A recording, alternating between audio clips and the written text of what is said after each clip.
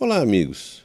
Eu vou falar um pouquinho sobre uma história. Claro que eu sei a história de cor e salteado, mas eu tenho muitos detalhes. Então eu resolvi anotar para eu vou olhando aqui, não estranhe não, parece que eu estou lendo uma história registrada. Não, é só para não esquecer nenhum detalhe. Estou lendo aqui, mas é uma história que eu conheço bem. Há 20 anos, na verdade, há 1993, fazem 20 e tantos anos, né? Eu recebi meu primeiro aluno cego numa turma. Eu estava dando aula no curso de computação gráfica naquela época e ninguém tinha me avisado que ia ter um aluno cego. Cheguei lá, eu nem sabia que o cara era cego. Eu estava dois alunos sentados mais ou menos juntos na primeira fileira. Eu me aproximei deles, perguntei o nome, e um deles falou que eu sou o Eduardo, o outro falou que era o Marcelo. O Marcelo tinha um olhar um pouquinho diferente. E o Dudu era uma pessoa assim meio gordinho, né? Mas parecia super simpático, né? Um clima muito legal. Informática naquela época tinha um clima muito legal para a gente dar aula. Então eu perguntei assim, Marcelo, você tem algum problema visual? Aí ele falou, não, eu não tenho nenhum problema, eu sou cego. Aquela resposta assim me achei um pouco estranha, mas tudo bem, vamos lá. Bom, eu falei, Marcelo, sabe, você é um curso de computação gráfica, você sabe que eu não sei como é que eu daria aula para um aluno cego no curso de computação gráfica. Eu disse, professor, não precisa se preocupar. Eu vou dar aula normalmente e eu vou aqui fazendo as minhas anotações, eu uso o Braille. Depois eu descobri que ele era um excelente braillista.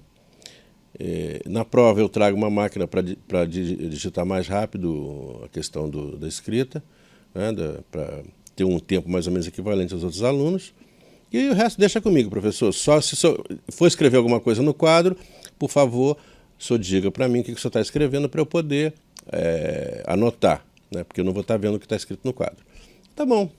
E assim o curso fluiu, né? Eu não sabia nada sobre cegos e comecei durante esse processo a entender um pouco. Realmente a aula fluía normalmente. Eventualmente, se eu falava alguma coisa estranha, eu era advertido por ele, professor, por favor, pode repetir, que eu não entendi o que você falou.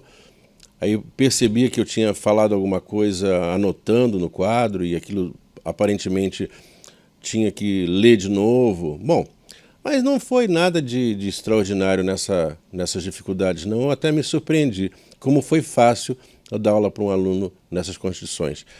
Bom, os primeiros problemas apareceram na prova, que ele fazia a prova utilizando o Braille. Ele pediu, professor, se o senhor chega mais cedo, dita a prova para mim, que eu vou anotar em Braille. E depois eu vou fazer a prova no mesmo tempo que os outros alunos. Depois eu descobri que, na verdade, precisava dar um pouquinho mais de tempo para ele, porque por mais rápido que ele digitasse, às vezes ele era um pouco mais lento do que os outros alunos na questão da escrita, né? Mas isso era um problema muito simples, né? E com relação aos temas, tinha coisas que eram coisas totalmente visuais. Aí eu substituí, porque a LDB me permite, substituir algumas partes do currículo por outras que fossem mais indicadas para ele, né? Toda a questão que era completamente visual era substituída por uma questão matemática, alguma coisa que ele pudesse aprender, né? E foi tranquilo, né? Então eu fui descobrindo muitas coisas sobre esse aluno, me tornei amigo dele, depois chamei ele para ser estagiário. Bom, não deu nada de errado. Claro que tinha momentos em que eu me sentia um pouco confuso, descobri que não tinha ninguém para ajudar, eu que tinha que me virar, descobri como é que a coisa ia ser feita. E o que acabou acontecendo está registrado na internet, né? Da minha relação com o Marcelo, acabou sendo construído um sistema muito usado no Brasil, que é o sistema do Asvox.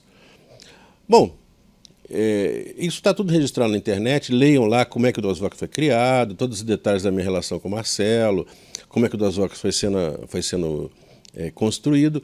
Mas o que me interessa aqui nesse momento é o seguinte, como é que era a minha relação com ele? Qual era a dificuldade que eu tinha? Posso dizer para vocês, olha, nenhuma. Era moleza dar aula para o Marcelo, tinha momentos em que eu me sentia um pouco inseguro, e aí o próprio Marcelo vinha em meu socorro, né, para me ajudar, mas tinha alguns colegas meus que realmente não queriam dar aula para ele. Ficavam com medo, tinha um professor aqui, um colega meu, uma pessoa ilustríssima, que ele sentia enjoo quando ele tinha que dar aula para uma pessoa com deficiência. Não sei por que razão, talvez ele sei lá, numa encarnação anterior aí tivesse sido um assassino de pessoas, não sei, alguma coisa assim de outras vidas, ele ficava enjoado. Bom, mas em geral isso é tudo completamente psicológico, porque as dificuldades realmente são pequenas.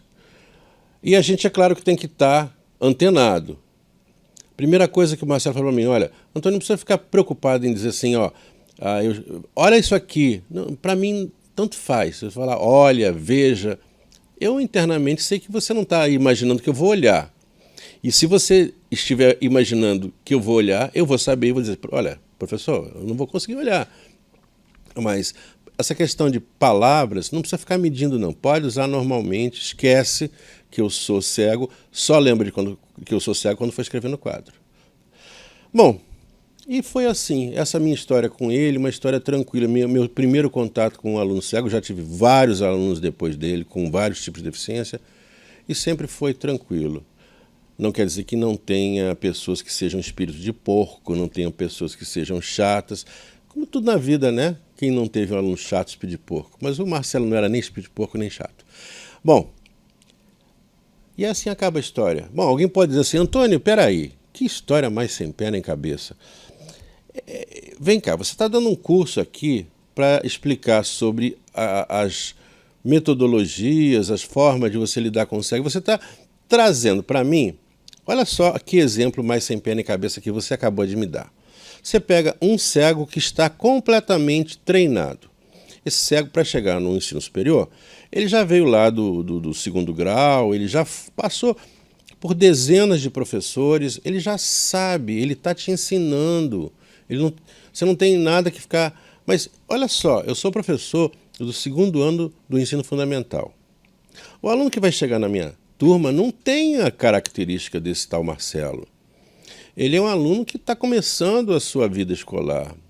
E eu vou ter que lidar com os problemas mais simples, tá? Então, o meu caso, Antônio, é um caso muito diferente. Bom, eu posso dizer para você, tá bom, é um caso diferente. Mas pensa bem, as dificuldades que ele vai ter são basicamente dificuldades de comunicação. E essas dificuldades de comunicação, estou assumindo que esse aluno cego que está recebendo a sua sala, ele sabe falar, né? É claro que pode ter alunos que não sabem falar, mas vamos pensar num caso que ele saiba falar. Você vai conversar com ele, vai trocar ideias, como trocaria ideia com qualquer aluno. Não tem nenhuma dificuldade. A questão do escrito em braille, aí sim. Você já sabe braille? Ah, não sabe braille? Então é bom que você aprenda. O aluno sabe braille? Pois é, aí tem uma série de questões aí com relação à escrita e leitura, e é para isso que você está fazendo esse curso. Para aprender a lidar com essas questões que têm a ver com escrita e leitura. Mas para isso, você vai contar com a ajuda de outras pessoas, que a gente chama de atendimento educacional especializado. Pessoas que vão te ajudar no contraturno. Você está dando aula num turno, outra pessoa vai pegar esse aluno e vai explicar uma série de coisas relativas ao braille e vai explicar para você também essas questões de escrita e leitura e coisas que são específicas da pessoa com deficiência visual ou de uma outra deficiência qualquer. Mas, no caso desse curso aqui, deficiência visual. Bom, mas olha só, repara que o meu exemplo não era tão diferente assim. Eu tinha dificuldades também. Então, por exemplo, o Marcelo foi o primeiro aluno cego que eu dei aula. E naquela época não era comum você encontrar alunos cegos na universidade. Hoje você encontra vários. Mas naquela época era assim, estranho. O aluno passava pela calçada e as pessoas olhavam assim, quem é esse cara aqui, né? Depois de um certo tempo se acostumaram e passou a ser uma pessoa comum. E como ele era afável, ele era bem visto pelas meninas. As meninas gostavam de conversar com ele, paquerar com ele, não sei o que faziam com ele, né? Mas ele era um cara assim, bem aceito, né? E eu não sabia braille, tive que aprender braille. Foi difícil? Não foi nada difícil. Olha, eu aprendi Braille de uma maneira meio espetacular. Ele fez uma prova, me entregou a prova em Braille e eu falo, não, eu não vou pedir a ninguém para ler essa prova para mim, muito menos para ele. Eu não sei se ele vai falsear na resposta. Não, eu vou aprender o Braille e aprendi, olha, gente, em 4 horas. Peguei uma folhinha de... Em Braille, assim, as letras e os códigos de pontinhos são associados um a um. Aprendi essa codificação. No início foi meio arrastado, mas depois de 1 hora fazendo tradução, olhando, claro, uma tabelinha, olha, mole. Em 4 horas eu estava craque em Braille. Não tinha decorado tudo ainda, de vez em quando olhava lá na tal tabelinha, mas, olha, deu para fazer tranquilo. Hoje eu sei razoavelmente bem Braille, escrevi uma série de programas para traduzir Braille de português para Braille, mas isso não vem ao caso. O que importa é que não tenha medo. Braille não é nada disso que falam, é muito simples, você vai aprender rapidamente. Bom, outra coisa, deu tudo certo assim, genericamente, mas claro que eu tive que adaptar a aula. Não foi assim, a aula mesma, não é, às vezes a mesma aula não dava. Por exemplo, dava um exemplo que, para que fosse entendido, um exemplo de computação gráfica, a pessoa precisaria enxergar.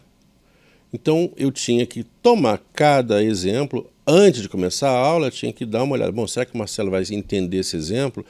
E se eu achasse que ele não ia entender, eu tinha que trocar o exemplo. Ou então, fazer uma explicação adicional, sei lá, alguma coisa assim, tá? E outra coisa, aconteceu comigo e vai acontecer com você também. Quando você recebe a primeira pessoa com deficiência visual, não é só uma questão de você ter medo de tratar aquela situação, não. É muitas vezes uma certa dó. Vamos dizer assim, eu não vou espetar muito esse cara, não. Minha sugestão, esquece isso. Trate o aluno normalmente. Se tiver que espetar, espeta. Né? Se fizer uma besteira, você vai lá em cima. Não tem essa coisa de ter que ficar com dozinha, não. Né? Porque é exatamente o que o aluno quer, ele quer ser tratado exatamente igual aos outros. Né? E ele vai se virar, ele vai saber quando ele fizer besteira, se você chamar a atenção, ele não vai ficar chateado com você. Bom, são várias coisas que você vai vivenciar e aí realmente vivência é vivência. Só cada um sente aquilo que sente no momento em que a coisa acontece. Uns detalhezinhos extras. Bom, para mim foi fácil, mas podia ser mais difícil. Por exemplo, esse Marcelo já estava cego, ele ficou cego com 12 anos. Então, naquela época ele devia ter uns 20 anos, eu acho que ele... devia ter uns 8 anos de cego. Então, para ele, todos os assuntos relativos à cegueira já estavam mais ou menos consolidados. Claro que algumas coisas ele não engolia muito bem, não. Preconceito, então, caraca, ele ficava irado quando alguém tinha preconceito com relação a alguma coisa com ele. Ainda mais ele que era assim super vaidoso, não sou diferente, né? Mas preconceito era uma coisa que realmente deixava ele muito, muito irritado. Né? Passar a mãozinha na cabeça dele também, achando que era menos que os outros, também, olha, não mesmo. Bom, e as coisas poderiam ser mais complicadas se ele tivesse ficado cego há 1 ano atrás, por exemplo, e não há 12 anos atrás. Aí tem questões relativas à aceitação, tem questões relativas a uma certa depressão, que isso aconteceria com qualquer pessoa. Criança, em geral, tira de letra. Só não vai tirar de letra, por exemplo, um problema na casa dele, o pai brigando com a mãe, mas isso acontece com qualquer criança, né? Ou o pai chateado porque o filho é cego. Bom, mas isso você vai perceber claramente. Criança, então, se você der força para que as outras crianças acolham essa pessoa e façam parte da vida dela e ela fazer parte das vidas das outras, só vai ser coisa bonita daí, né? E tem um caso só que é meio complicadinho. Ele é complicadinho porque ele trabalha com uma série de questões que são meias peculiares. É a alfabetização. A alfabetização precisa de um pouco de orientação extra. A gente vai dar mais adiante nesse nosso curso um pouquinho de orientação sobre essas questões de alfabetização. É mais técnica, né? Mas se você não tiver técnica nenhuma e usar o puro bom senso, por exemplo, tem que fazer a criança ler letrinhas em papel em tamanho grande. Pega a letrinha de plástico, que a criança consiga tatear, vai dar tudo certo, né? Use o seu bom senso, é esse o meu recado. Use o seu bom senso e você vai ser bem-sucedido, como eu fui.